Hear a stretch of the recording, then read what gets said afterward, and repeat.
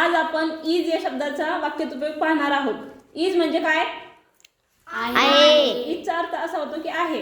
म्हणजे इज हा ही, शी, इट आणि कोणत्याही सिंग्युलर नावासोबत यूज केला जातो.